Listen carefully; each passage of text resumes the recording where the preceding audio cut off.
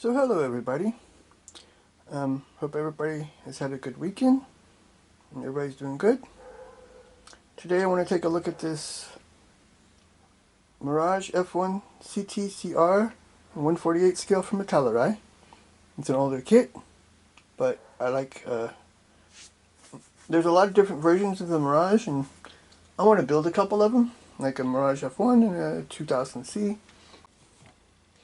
So we'll start by looking at the instruction sheet. You can see here on the front there's a whole lot of information in different languages over the Mirage F1.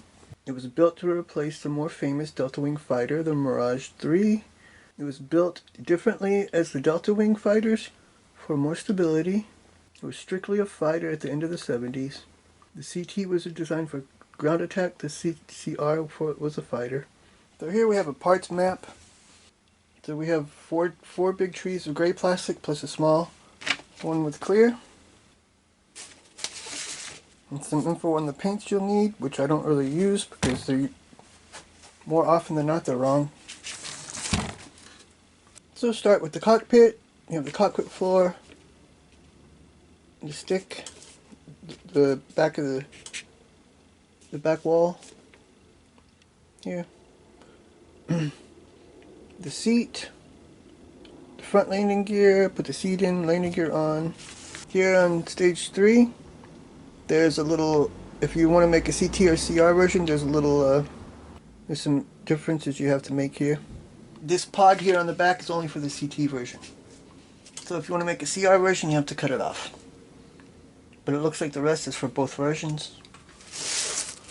You put the intakes in, put the cockpit in, put the fuselage together, and put the wings together, and put the wings and horizontal stabilizers on, put the nose cone on. Here is the exhaust to build and put in. Here's some painting instructions here.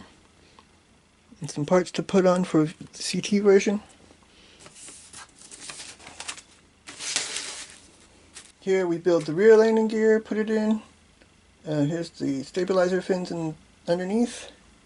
Some more details, guns, the landing gear doors, landing gear, and some lights.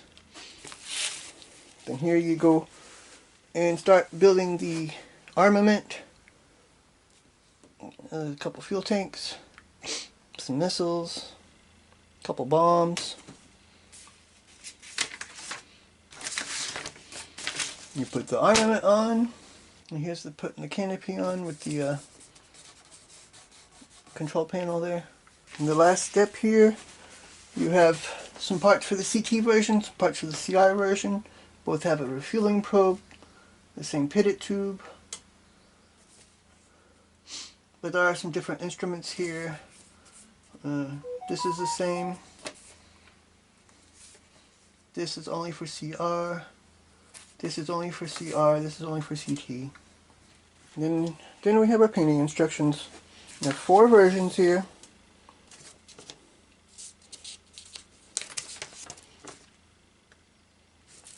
Two CTs and 2 CRs.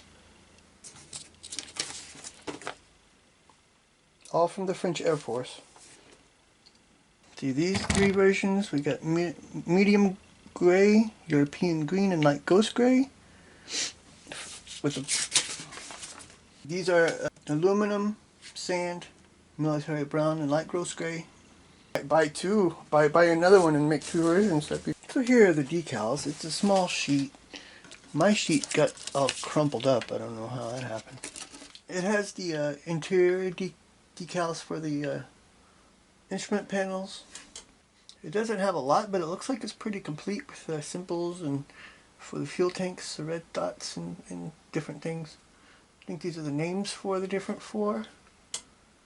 I have no idea what it says because I do not know French. And then here's the squadron symbols and everything. The roundels look pretty good. I think it's a decent looking decal sheet, even though it's kind of old. I don't know how they'll turn out in the end. So here is the first tree. You see it's molded in gray plastic. We have the fuselage halves, a refueling probe, There are two different ones. Some of the external parts here. Just near little external parts, pitted tube and stuff. The panel lines are engraved. I don't see any raised detail. There is a bit of flash here along the fuselage. The inside of the cockpit is bare. You see there's no detail there at all. Maybe a PE kit from Edward that can fix that. And there's no plumbing or anything in the gear bays here. Details on the outside look pretty good, but there's no internal detail like here or inside the cockpit. So here we have the second tree. You see there's some of the armaments. Some aren't used, like these they look like anti-ship missiles, I would think. And the fuel pods here, nose cone. We have the cockpit parts here, like the seat. Here there's pin marks on the seat. Here are the gear bay doors, also pin marks. There's a lot of pin marks to clean up. The wheels have flash around them, plus pin marks on the sides. It's going to have to be fixed before you put it on. Or maybe some aftermarket wheels. The detail on the here looks pretty good on these pieces. And some of the anti-aircraft missiles. The nose cone, which is like twisted, and some flash in the front here. The exhaust piece here. Not much detail on the inside. Here's the tip of the pitted tube there. Looks like it has some flash around it too. So a lot of pin marks to clean up. Here's tree 3, which is the canopy. It's pretty simple. You see, you just have the two parts of the canopy. There's no landing lights or anything like that. The frame looks decent, but the glass, the clear plastic is not crystal clear. It's also been scratched a little bit or marred a little bit from being in the box. You can use some light and polish it up a bit. Light green sandpaper, or I find if you just rub it with one of those cloths, the cloths for the glasses, then that helps a little bit too. In the end, it's not so bad. It's a cheap kit anyways, it's not all that. I don't expect it to be perfect. Tree D here has the intakes, wings, horizontal stabilizers, some pylons, an exhaust nozzle. On the wings you have once again some engraved detail here with the air brakes here and everything. There's a Mara mark here. The wings don't look like there's much to clean up. Maybe you have to clean up these marks a little bit here though.